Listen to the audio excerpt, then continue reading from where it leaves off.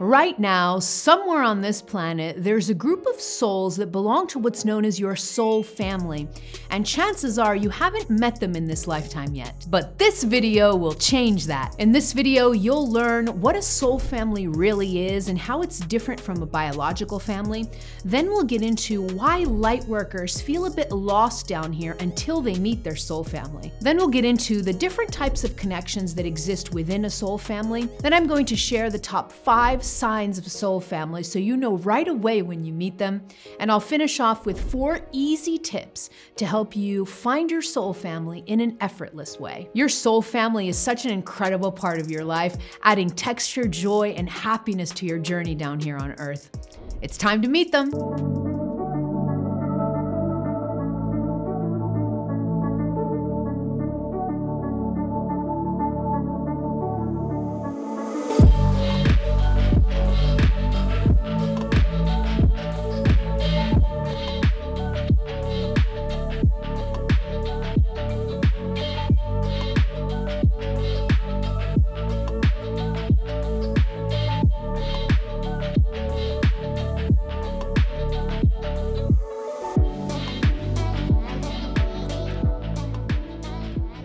Hello, beautiful soul. That intro that you just saw is from my online course, Awaken, which opens its enrollment doors on June 7th. I designed Awaken to help people navigate difficult spiritual awakenings and help them come into a place of more grounding, stability, and clarity. Awaken is a 6-week course that'll have weekly video modules and step-by-step detailed practice videos that'll help ground your energy immediately, especially if you're feeling confused or lost in your awakening. We'll also have a really strong private community of fellow students and soul family members that you're going to get to meet, and many more perks that are a part of this course. For more details about the course and how to sign up for the wait list so you're the first one to know when the enrollment doors open, click on the link below in the description box of this video, and I hope to see you in Awaken this year. On to part 1 of the video, what's a soul family? Okay, so some spiritual teachers describe a soul family simply as a group of souls that we have a high energy resonance with.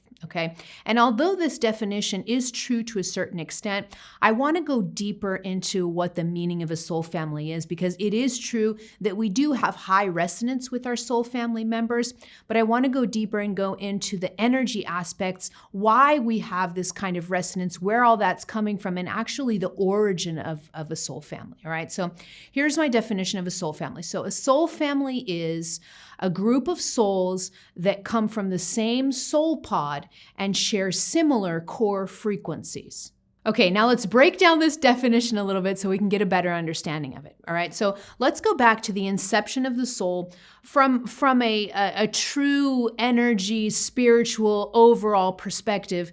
Your soul has never been born and it's never going to die. So that is kind of the overarching truth of it, because the truth really exists outside of the time-space reality. All right, so from a broader perspective, your soul has never been born and it's never going to die. It's just infinite, okay? And it's very difficult to explain infinity, because as soon as you start to break down infinity, it's not infinity anymore. It's finity, it's finite. But I'm going to try the best that I can to kind of go into the birth of your soul, when it started, and how the soul goes through its evolution, especially when it's pertaining to soul families, okay? So if you can think about the Big Bang, or God, the Godhead, some call it Godhead, creator energy, the beginning of it all. That source, or that you can look at it, you can think of it kind of like a central sun, or like a sun. I like to think of God or source like a sun. Creation starts to spill out or explode out of that sun or that central source. So each time that the source kind of explodes outward, those are streams of God energy that are coming out of the source. Each time a stream comes out of the source, it keeps going through a process, as that stream is known as stream splitting or energy stream splitting, all right? Now, what does this mean? It means that when a stream comes out, it's going to travel and then it's going to split again. As soon as it splits, it creates a bunch of different individuated streams, new individuated streams, and it's going to keep splitting and keep splitting and splitting and splitting. Whenever a stream, an energy stream splits, it gives rise to a cluster of other little smaller streams. And that's what a soul pod is, okay? So those individuals, little smaller streams that are coming from a big bigger stream that itself comes from God, that creates what's known as a soul pod. And that is a group of souls that are coming from the same stream of God energy or source energy. This cluster is called a soul family.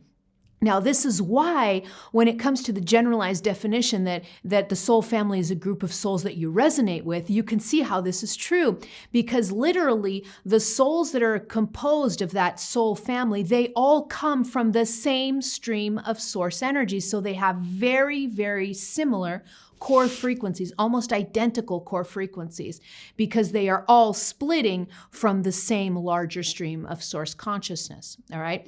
So the core frequency of each person in your soul pod, each soul in your soul pod or in your soul family, the core frequency is very, very similar. This is why when you find a member of your soul family down here incarnated on planet Earth and you look at them, it's kind of like, oh my God, it's this kind of explosion within you of realization that you know that person, you know that soul, and it's because they share a very, very similar spiritual DNA or a very similar core frequency from yours. Another way of looking at core frequency, so I can use the term core frequency, I can use the term as soul DNA. So your soul family has very similar soul DNA because, again, they have split from the same stream, and so they have very, very similar soul DNA or core frequency. This is why they resonate so highly with you. So you can think of your soul family or your soul pod, you can kind of think of them like little siblings, really. They're little siblings that are coming from the same stream of consciousness, although I don't like to call them confused because they say, well, I just met someone from my soul family and they're like my soulmate and, I'm in a relationship with them. It doesn't feel like a sibling relationship. And so when I say siblings, I just mean that their DNA is so similar that it could be kind of considered like siblings. Although the connections within a soul family, you can have friendship connections, you can have romantic connections, you can have all kinds of different connections that we're going to talk about in a little while. You can have all kinds of different connections within a soul family, but from an energy perspective, your frequencies, your core frequencies, your soul DNA is almost identical, very, very similar within a soul family or soul pod. And that's why members of the same soul family have such high resonance with each other, because they come from the same energy family. Okay, so that's why the resonance is so high. Now, one question that I get from people when it has to do with soul families is if a soul family is the same thing as a biological family. So let's get into that. So they are not the same thing. So it is true that you can have some members of your soul family that incarnate as your biological family. That's true, that can happen, but they are not the same thing, especially for light workers, okay? So remember this, ding, ding, for light workers, this is really important. For light workers, the majority of times, they incarnate in family biological lines that are not a part of their soul family. And they do that on purpose. They choose to incarnate in biological lines that are so different from their core energy frequency. They do that as a mission of service to help different biological lines down here on planet Earth, help them heal ancestral trauma, help them get out of old patterns. And they're doing this kind of as an act of love or as an act of service towards other biological ancestral lines that may be different from the soul family of that light worker. Okay, so light workers do this very commonly. This is one of the reasons why light workers very frequently say that they feel like an outsider in their biological family, or they feel like the black sheep of the family. It's precisely because many times light workers will choose to incarnate in family lines that are very different from their original soul family. Now, within your soul family or soul pod, there are different connections that are common and that you hear these terms a lot. So I'm going to go over some of them. Okay, so within your soul family, you can have what's known as a twin flame. That could be one of the souls within your soul family. You've heard that term before, twin flame. You can have soulmates within your soul family. You can also have what's known as kindred spirits also. So these are different connections that may exist within your soul family. Now, one thing you do have to remember is that these soul family members are going to play different roles in your life if they do incarnate all at once with you. So the soul families, all of the souls that comprise your soul pod, they don't all incarnate at the same time. Sometimes they do, sometimes they don't. But the ones that do incarnate and decide to come face to face with you and interact with you, they could play different roles in your life. So you can have people in your soul family that could be romantic connections, like a twin flame or something like that, or a soulmate. You can have, they could play a role of friendship. They could play a role of biological family, as we talked about before. They could play a role of being a coworker or a teacher, okay? So they can have different roles within your life. They're not all of the members of your soul family, they're not all meant to have romantic connections with you. So although we do talk a lot about soulmates or twin flames as being a part of our soul family and how those connections are more romantic in nature, those aren't the only souls in your soul family. And there are different roles that these different souls play. On to part 2 of the video, signs of your soul family. All right, so before I get into the top 5 signs of a soul family, I just want to drop a quick reminder that we have a free supplemental workbook with this video. It's going to get into depth, get you questions and prompts. It's going to help you go deeper in the content. So I'll leave a link in the description box below so you can download that free workbook after watching this video. On to sign number 1 of a soul family, and that is warm familiarity. Okay, so when you meet your soul family, a member of your soul family down here, they feel so familiar to you. It's this warm, beautiful familiarity. They feel like family to you in one way or another, okay? And the reason that they feel so familiar and they feel like family to you is a couple of reasons. One, they're a part of that soul pod, which means that they share very similar core frequencies from you to you. So that's why they feel very familiar. It's almost like you're looking at yourself in the mirror in one way or another. Okay, so that's one reason. The other reason why they feel so familiar is because chances are you've probably been down here many times incarnating with your different soul family members playing different roles in your life. And so again, this sense of familiarity comes not just from you guys coming from the same soul pod and having the same core frequency, but also because you've been down here many lifetimes. And so it creates that sense of familiarity. So it's very common for people to actually say that when they meet a member of their soul family, that person feels like home to them. Okay, so if you've ever said that, if you've ever said of someone, this person feels like home to me, more likely than not, that's probably because they belong to your soul family, all right? So this is another term that's used a lot, but all of these terms are kind of describing that warm, beautiful familiarity that you feel when you encounter a member of your soul family. Sign number 2 is similarity of experience, okay? So this doesn't always happen, but I have found a pattern here when it comes to members of the same soul families, and this has happened within my own soul family also, as over the years I've met multiple members of my soul family. What's really interesting is that there tends to be a similarity of experience. So for example, if you've gone through a certain type of trauma, like for example, I'll give you an example of my own soul family. Within my soul family, there's a pattern. There are multiple souls within my soul family that have gone through the same human experience of childhood sexual abuse, okay? So there's that commonality between us. And this is very common with soul pods. A lot of times, the souls within the same soul frequency or soul family will choose to incarnate on Earth and kind of go through similar experiences. So this is very common. So if you meet someone from your soul family, more likely than not, when you're having a conversation and getting to know them, you'll notice that their childhood may have been similar to yours in so many different ways. And you're like, wow, that's really interesting. They may have gone through kind of the same painful things you've gone through. So you'll start to spot similarities in the past of that soul family member. And it's very, very common. This similarity of experience is very common with the thousands of people that I've worked with. Sign number 3 is one of my favorites, and it's called intense eye contact. Okay, so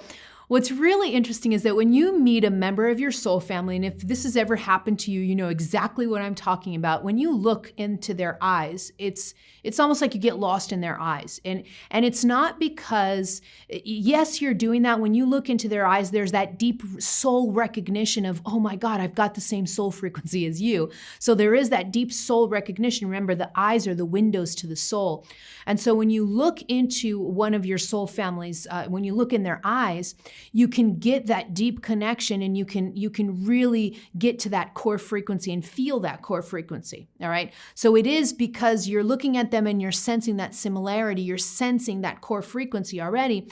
But another reason why the eye contact is so intense with soul family members is because they actually use eye contact as a way to process information, as a way to exchange information. Okay, so soul family members will use eye contact to exchange energy information between them. All right.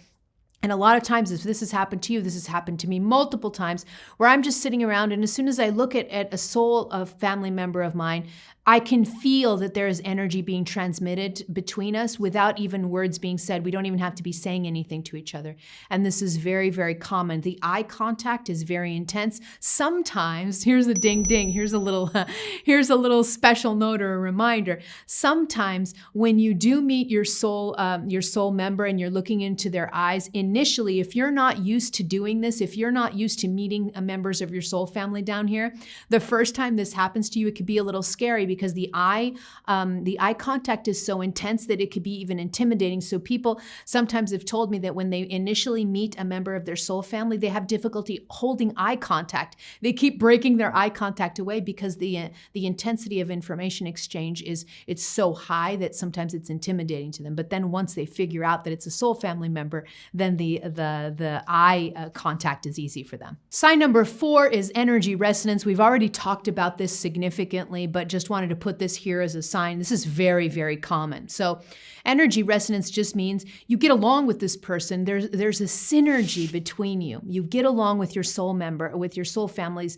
There's just a synergy, a really beautiful energy synergy. So regardless of what role they play in your life, your soul family members are just there's a base of friendship and companionship. So even if they're a romantic connection, if they play the role of a romantic connection in this lifetime, there's a strong basis of friendship and companionship even on top of being a romantic connection. But regardless of what role they play in your life, there's a very strong feeling of companionship and friendship. And it's because of that energy resonance, it's because of that strong synergies that you have coming from that very similar core frequency that's coming from that soul pod. Sign number 5 is that they can show up at weird times. Okay, so this is one of my favorite signs. So members of your soul family tend to show up in your life when you are going through a period of deep transformation. Okay, so they tend to show up in your life when maybe you're going through a breakdown and you're just really low with your life and you're just going through deep healing. You're in a place of a lot of vulnerability and a lot of sensitivity, and boom, a soul family member shows up there. Or you could have just gone through something really painful and now you're out the other end and your energy is expanded and you're more open and you're just ready to move forward with life, and boom, they appear there. Okay, so, but the point is, these soul family members tend to appear at weird times, usually in these times when we're going through deep transformation. And that means that our energy is more open to receive that soul family member. Okay, so they may show up at weird times, so don't freak out if this happens to you. On to part 3, how to find your soul family. All right, so I get many, many messages from people saying that they are very lonely. They really want to find their soul family. They feel so alone down here on planet Earth.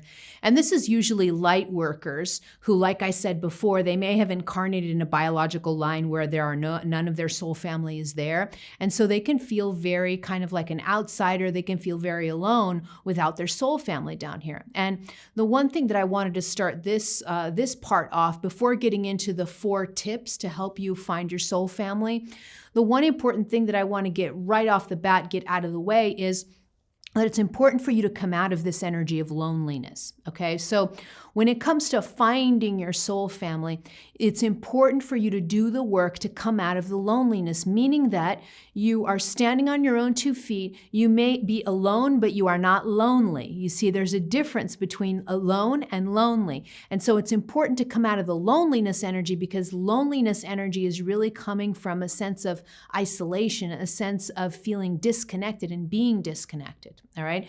And this may feel counterintuitive, but the more lonely you feel, the more you're attracting loneliness, okay? And so the loneliness may be blocking your soul family members out, all right? So let's clean up the energy of loneliness and always remember that we could be alone but not lonely. And so the importance of standing on our own 2 feet, becoming the people that we want to attract, becoming whole, being whole in our power, understanding our love, understanding our value, understanding our worth, all of these things then start to contribute to us to be able to become more magnetic for our soul family, all right? And so that's the key for, connecting with your soul family members down here is you're going to let go of the need to find them. Oh, this is so important. Let me repeat that again. Let's repeat this mantra because this is really important. You are going to let go of the need to find them. Needy energy is very clingy, it's very low vibration, and it actually blocks your soul family members instead of attracting them, okay? So we're going to let go of the need to find them, all right? Now, let's get to the 4 tips that'll help you attract those, connect with those soul family members down here. Tip number 1 is to drop all covers, all right? So what does this mean? This means that you're going to do the deep healing work, the deep introspection, the deep contemplation to remove all of the gunk that you have over yourself from maybe karma from the past, maybe past life trauma, maybe trauma from this lifetime, maybe unhealed past experiences that you're still holding on to. All of those experiences form energy covers over your core frequency. And the more you have a cover over your soul frequency, the more you become camouflaged so your soul family can't see you, okay? And so this is really important to do, to remove those covers. The more you remove covers, the more your soul frequency starts to shine, all right? This is really, really, really important because the more healing that you do, the more covers you remove, the more in connection you become with your own soul frequency. And that's really important in the magnetization, being able to connect with your soul family members down here. This is actually one big reason why those soul family members, remember when I was talking about the sign number 5 of soul family members, that they show up at weird times in your lives?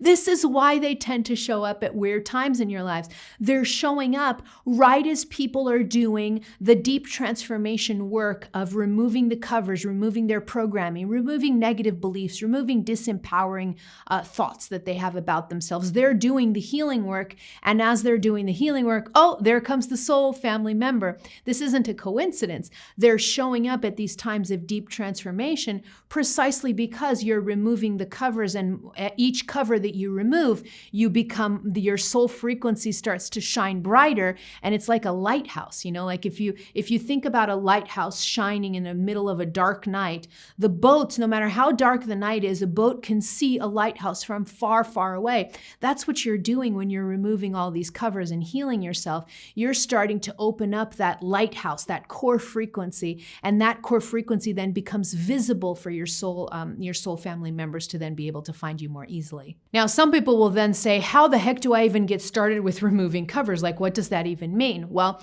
it means that you're going to heal karma. You're going to go into your wounds, your past experiences. You're not going to be afraid of going into everything that needs to be healed and transformed within you.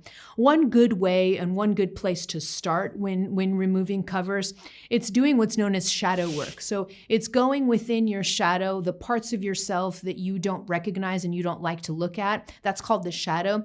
Shadow work is an amazing place to start in healing and removing those covers. So I shot a video precisely on shadow work and how to do it, and I'll leave this link in the description box below so you could watch after watching this video. Tip number 2 is to be authentic. So now that you've started to remove those covers, you've gone into healing work, you're doing some shadow work, and you're really starting to remove those covers, and your core frequency is starting to shine more brightly. It's becoming more visible. Now the continuation of that tip is to be authentic, to be yourself. So as you start to remove all these covers, as you start to remove all these ideas, all this identity, the ideas around who you thought you were, you're now open to become more authentic.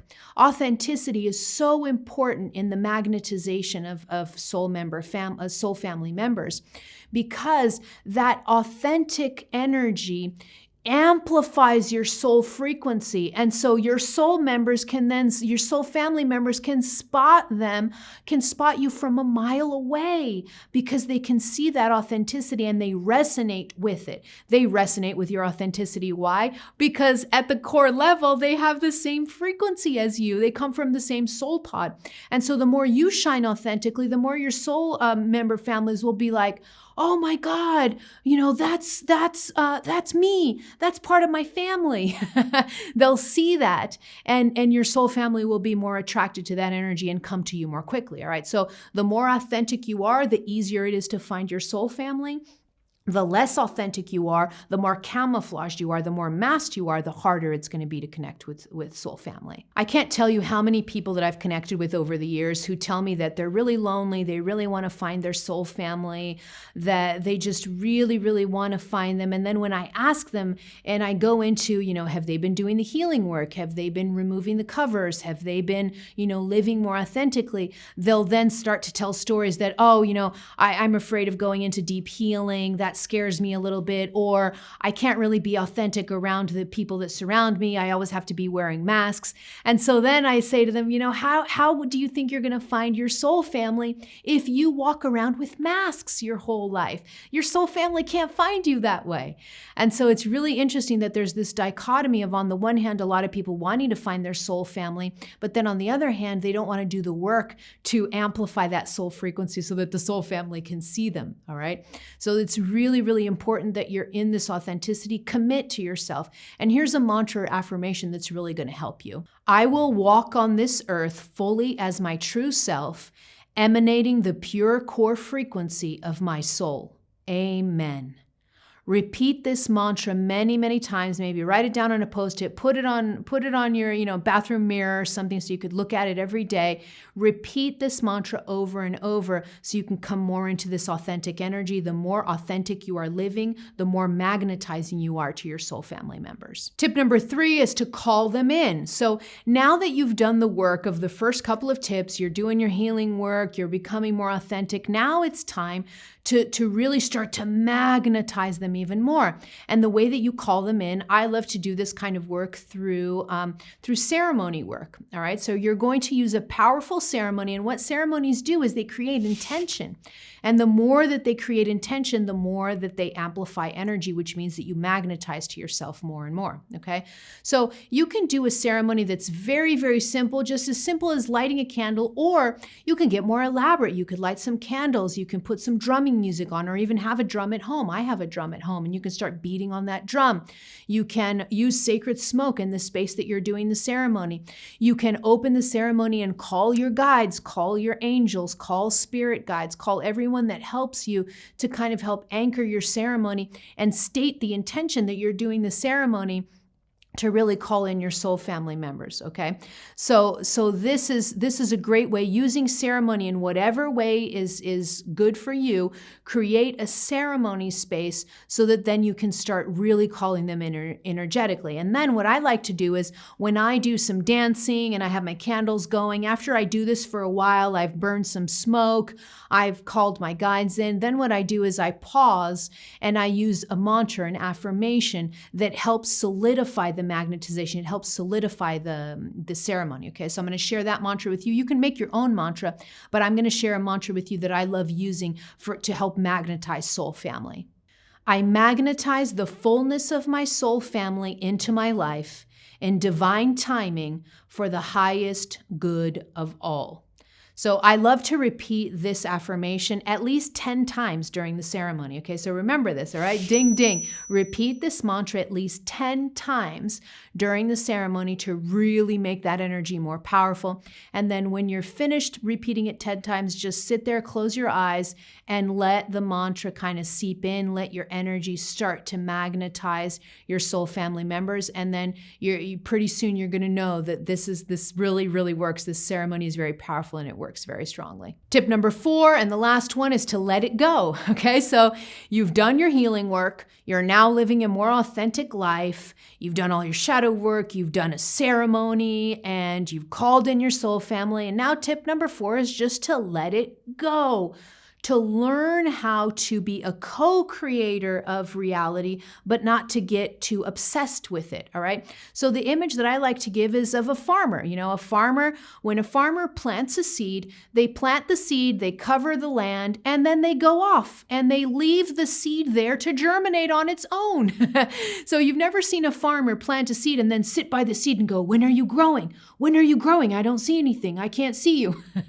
Okay, so farmers don't have this kind of controlling energy. And this metaphor, I love to use this metaphor because this is how you work with co-creative energy. You do your part, but then you let go and let the universe do its part. And that's where the letting go comes in. You do all of the things that we talked about in the other tips, but then in tip number 4, this is more relaxing. You just say to the universe, I've done my job. I've done what was my job to do when it comes to connecting with my soul family. And now I leave it up to my soul family members and to God. I'm just going to go about my life, and my soul family is going to show up in front of my face when it's time in divine timing, and I'm not going to worry about it, okay? So it's a very unattached, very surrendered way, and the more surrendered, the more you can let things go, the more easily then they manifest in your life, including your soul family. Now I want to hear from you. Let me know in the comments below, have you met anyone in your soul family yet? I want to hear all about it.